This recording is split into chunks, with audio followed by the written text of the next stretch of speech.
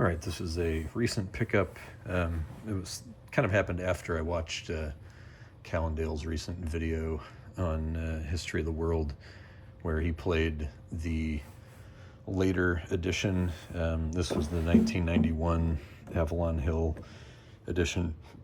I think the version that he played was the 1999 or maybe later in the early aughts. I forget exactly when the edition with the plastic minis that came out after this one was released. Then there was another one that came out in 2018 or thereabouts, which was different yet again from the Hasbro Avalon Hill edition with the plastic figures. So I haven't played any of those. This is the one that I played back in high school.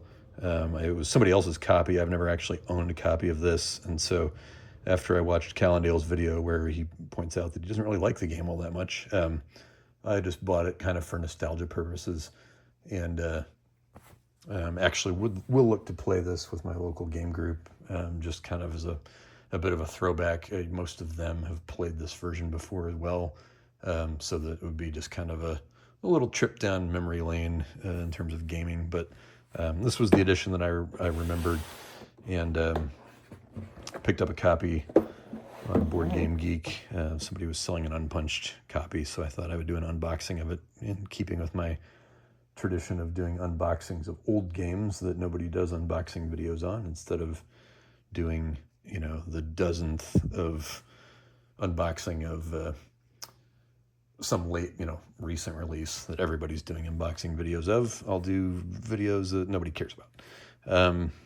So back of the box, very 80s looking. It reminds me a little bit, just like in terms of the composition, of like the back of a Clue box, or I remember this game, this National Geographic, like a trivia game or something. It was this brown box that had a very similar kind of, I don't know, this dusty style of graphic design on it, and like the font on here almost feels like, it's a very 80s font. I know this was 91 when this came out, but this isn't Times New Roman. It's something else that's a little fancier, but that I recall seeing more frequently on like advertisements in the 70s and 80s. So yeah, very dated back of the box. I'm trying to hold the camera so that the glare isn't hitting it, and just like wall of text. You don't see that all that often on game boxes anymore.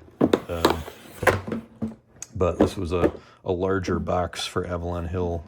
Most of the Avalon Hill games that I have are all of those bookshelf titles. It's Victory Games. There's the Avalon Hill games. They're bookshelf titles, which are all that kind of uniform bookshelf style box. There was a couple of bigger, flatter boxes, but this is the only one that I have that's a box that's kind of like a standard board game box in terms of the height and then width. But it was in pretty good condition. It's got one of these Victory Games style counter trays in it that is connected. So like if you pop it open, it sends all your counters flying. So a classic Avalon Hill / Victory Games design. These cards are actually still in the shrink, the Epic cards. Usually I get this stuff out of the packaging when I'm opening it, or when I'm doing an unboxing, and I completely forgot it here, so get my razor blade out and pop these cards open.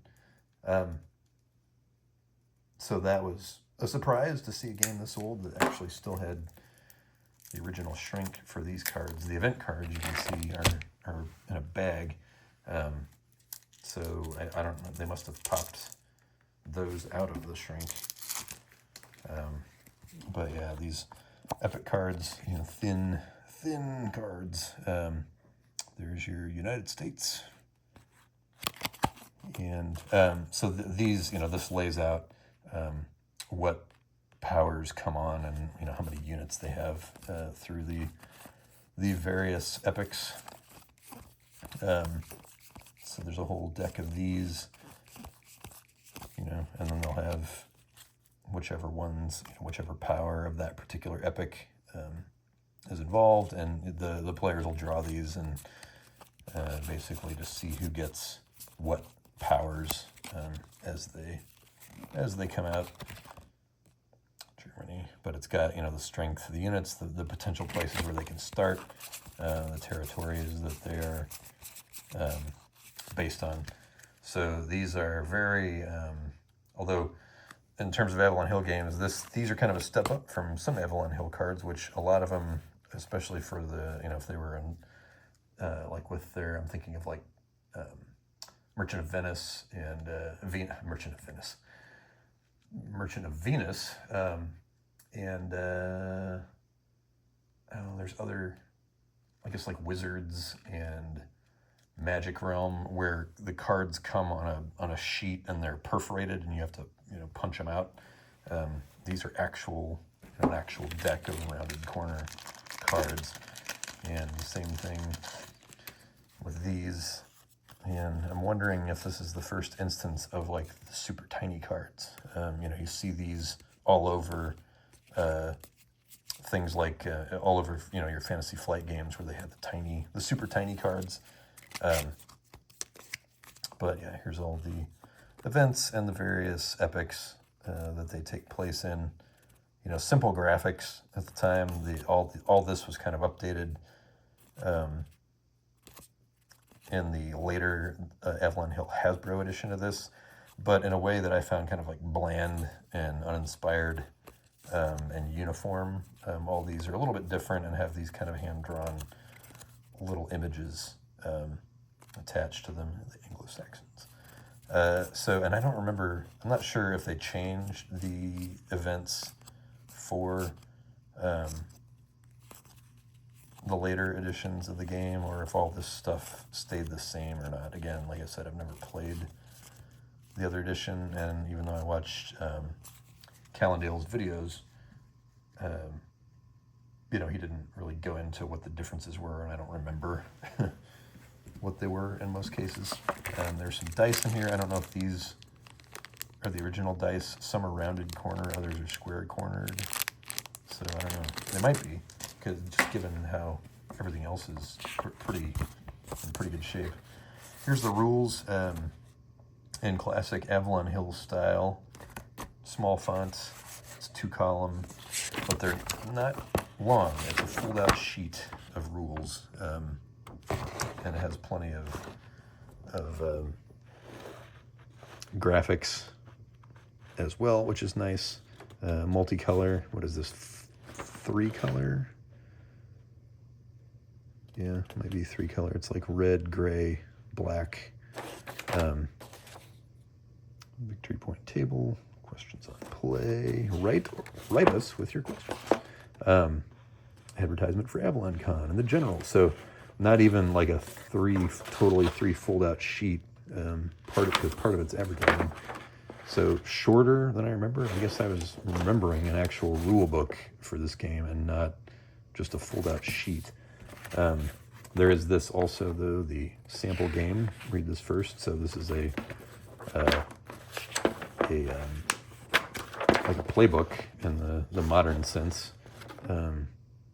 Lots of blue text here. I'm not sure why there's so much blue text. I guess that's the narrative part, and then the black part is an explanation of the rules. But again, this is another like 4-color or 3-color fold-out sheet. You should now be able to play History of the World. Should you have questions, refer to the more formal rules, which follows in greater detail but is the same length. Here we have the counter sheets. So these are the capitals, fleets, forts, victory point counters, and so forth. I think these are like the monuments. Yeah, if I remember right. Here's the back. So classic Avalon Hill counters at the time. Die cutting not perfect back then. But, probably the best in the industry at the time. Avalon Hill was a real company that wasn't just people operating out of their garage like most war game companies are today. Even like the big player companies today, like GMT or Compass Games, are they're not really office buildings full of people like Avalon Hill would have been at the time. Like a real business. They're just all these. Even the big players today are small businesses that are not major production facilities and giant office buildings with huge staffs of people. It's 15 to 20 people or whatever, if that. And there, some places like Compass is really more just a publishing house of independent developers and designers.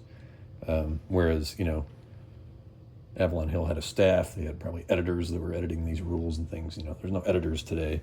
That's why your rules are so much worse today generally than they were in olden times. So here we have the blue and black armies somehow got separated because there's a cut along the base here. But these are very, very simple counters in terms of graphics.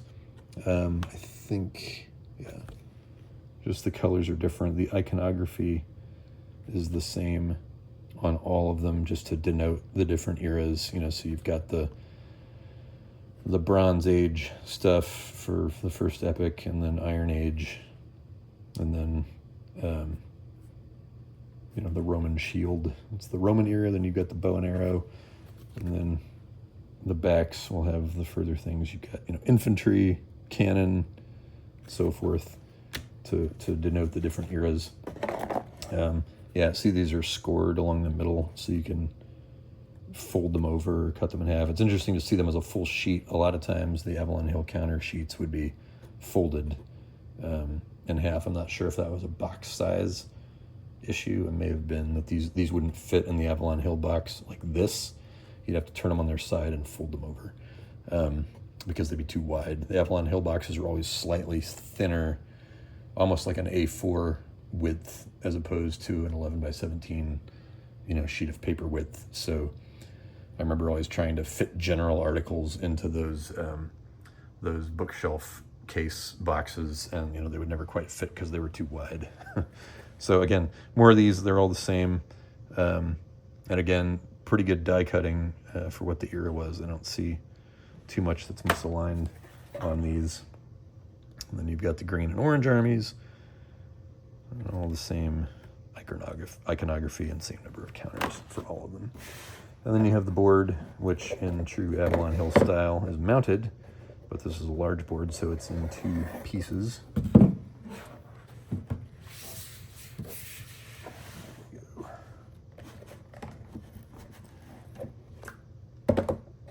And, Avalon Hill, because it was owned by a printing company, I think that's one of the reasons why they had all their boards mounted. But it got people spoiled on, there's some people that look at modern war games or whatever and like, oh, these paper maps, they should have mounted boards. And it's like, well, if you've got, maps that size, you're not mounting them, unless you're Flying Pig and doing a Kickstarter for people that want that sort of thing, where they've got Most Fearful Sacrifice and Rock of Chickamauga that have the huge, mounted boards that are almost that big, like the Wilderness map over there. But for the most part, war game players, they don't need mounted boards. It's just people that don't typically play war games that see paper maps and think it's some sort of, cheaping out or whatever because they were spoiled on the era of Avalon Hill having mounted boards for these sorts of niche games. As opposed to things and things like Clue and Monopoly and all that have always been on mounted boards that people think, oh, that's what a board game is, hence board game. But war games and things like that had much larger maps. You think of even SPI in the 70s or whatever, that was all paper. They weren't mounting anything. But people get spoiled on it and then expect it and think it's some sort of corner cutting or something when boards aren't mounted, but it's just not really how things were ever done in the wargaming industry until Avalon Hill did it. And again, it was, I think, largely because they were owned by a printing company and had the resources to do it. But here's the map, the sort of distorted map of the world. It's got the Victory Point table on there and the Victory Point track over there. And, these are fairly small. Some of these are fairly small spaces. And I think the redone edition with the plastic pieces made the map slightly larger, made the Victory Point track less space heavy, so that they could make the map a little bit bigger, so you could fit all of those plastic pieces on there. But for this, you don't have to worry about the plastic pieces because you've just got cardboard chits, which are still like, the 3/4 of an inch or inch square counters, so not tiny. I mean, some of these spaces, those will cover the whole thing, but it is still a fairly functional map for putting the whole world on a fairly small board layout. It is interesting because this isn't really any larger than a Monopoly board. It is interesting that they split it into two like that, as opposed to having like the cutout fold over version. I'm not entirely sure why they did two. It might be because Avalon Hill has never done like a Monopoly size classic fold over board. I'm trying to think of a game that they did that with.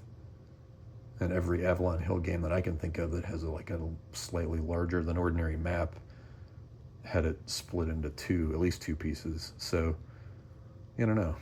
That would be interesting to know if they ever did a true single cut, one piece fold over of a map this large. But regardless, I think it's a fairly attractive map, certainly functional. It's got some graphics on it, some colorful stuff to kind of evoke, the exploration of history kind of theme of the game. And you can see how the Americas are squeezed into a little tiny space, since they don't come into play until, several epochs into the game. So it makes sense that they're not as emphasized. Same thing for Australia down here. Not as emphasized as your kind of Euro-Asia area in the Middle East.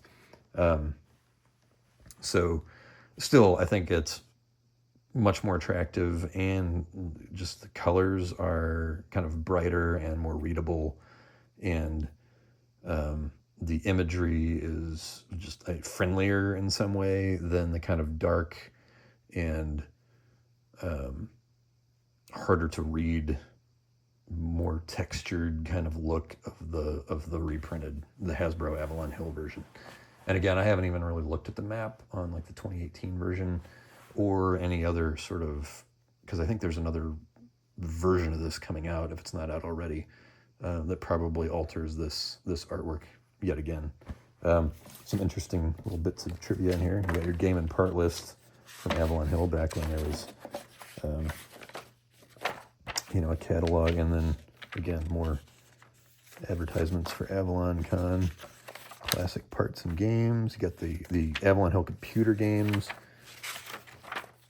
Yeah, little mail-in sheet, comment card, and then a color catalog. Your Avalon Hill Game Company hat. Wonder if you could find those floating around on the secondary market somewhere today. But this is pretty cool. It's like a full-size, full-color catalog. I'm used to seeing this, your sort of game and parts price list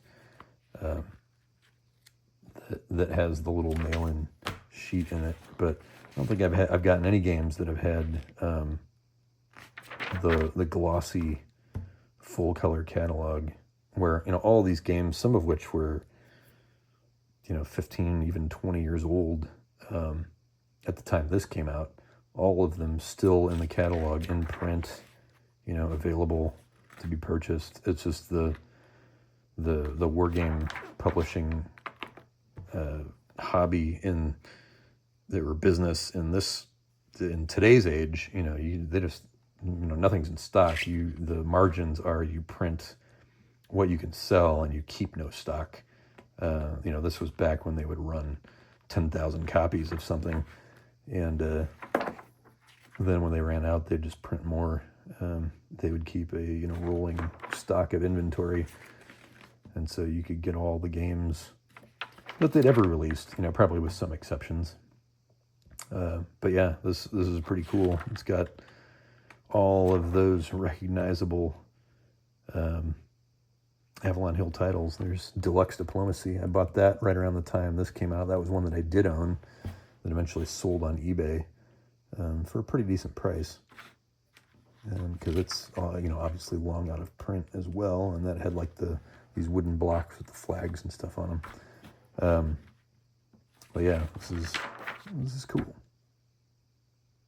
A little computer game advertisement here. I didn't have many Avalon Hill computer games at the time. I think I had Kingmaker they'd released, and that was not out here at the time.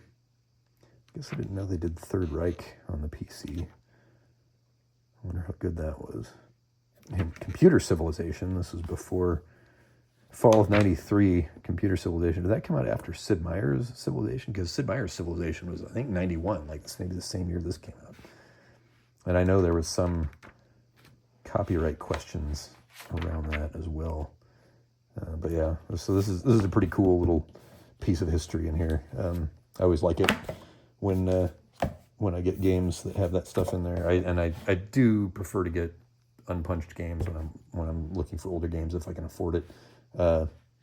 Just because I like being able to punch and clip neatly my own pieces, and it guarantees that all the pieces are there. So there we have it, a look at History of the World, the old Avalon Hill version from 1991, which I have fond memories of, and look forward to playing again, if for nothing else than for old time's sake.